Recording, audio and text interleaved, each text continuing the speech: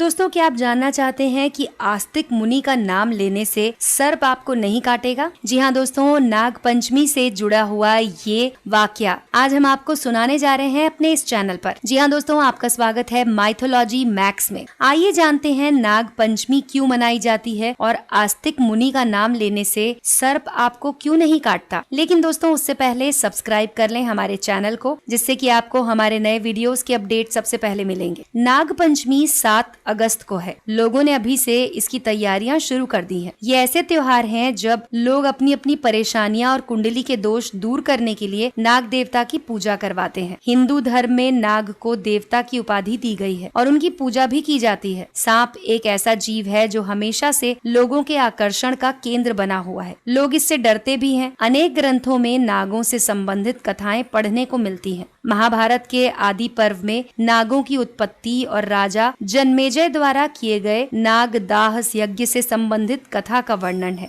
महाभारत के अनुसार महर्षि कश्यप की 13 पत्नियां थीं। उनमें से कद्रू भी एक थी। कद्रू ने अपने पति महर्षि कश्यप की बहुत सेवा की, जिससे प्रसन्न होकर महर्षि ने कद्रू को वरदान मांगने को कहा। कद्रू ने कहा कि वो 1000 तेजस्वी नागों की माता बने। महर्षि कश्यप ने वरदान दे दिया। उसी के फल स्वरूप नाग वंश की उत्पत्ति हुई। महर्षि कश्यप की एक और पत्नी थी जिनका नाम था विंता। पक्षीराज गरुण विंता के ही पुत्र हैं। एक बार कद्रू और विंता ने एक सफेद घोड़ा देखा। उसे देखकर कद्रू ने कहा कि इस घोड़े की पूंछ काली है और विंता ने कहा कि सफेद। इस बात पर दोनों की शर्त लगी। तब कद्रू ने अपने नाग पुत्रों से कहा कि वो अपना आकार छोटा कर घोड़े की पूंछ से लिपट जाएं, जिससे कि उसकी पूंछ काली नजर आए और वो शर्त जीत जाए। कुछ सर्पों ने ऐसा करने से मना कर दिया। तब कद्रू ने अपने पुत्रों को श्राप दिया कि तुम राजा जन्मेजय के यज्ञ में भस्म हो जाओगे। श्राप की बात सुनकर सांप अपनी माता के कहे अनुसार सफेद घोड़े की पूंछ से लिपट गए, जिससे कि उस घोड़े की पूंछ काली दिखाई देने लगी। शर्त हारने के कारण विंता कद्रू की दासी बनी। तो दोस्तों,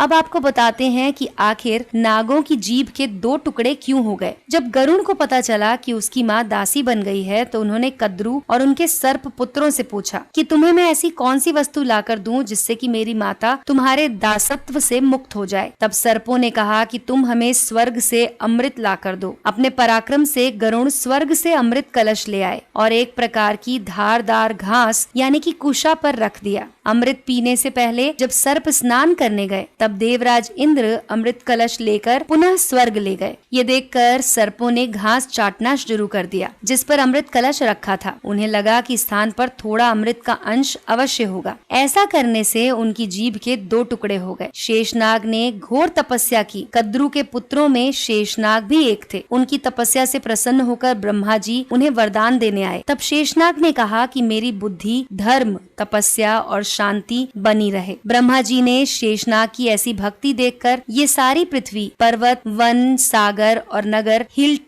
डुलती रहती है और ये कहा कि तुम इसे इस प्रकार धारण करो कि ये स्थिर हो जाए। ब्रह्मा जी के ऐसे कहने पर शेषनाग पृथ्वी के भीतर घुस गए और पृथ्वी को अपने सिर पर धारण कर लिया। दोस्तों, जब नागराज वासुकी को माता कद्रू के श्राप के बारे में पता लगा तो वो बहुत चिंतित हुए। तब उन्हें एलापत्र नामक नाग ने बताया कि सर्प यज्ञ में केवल दुष्ट सर्पों का ही नाश होगा और जरत्कारु नामक ऋषि का पुत्र आस्तिक इस सर्प यज्ञ को संपूर्ण होने से रोक देगा। जरत्कारु ऋषि से ही सर्पों की बहन का विवाह होगा। ये सुनकर वासुकी को संतोष हुआ।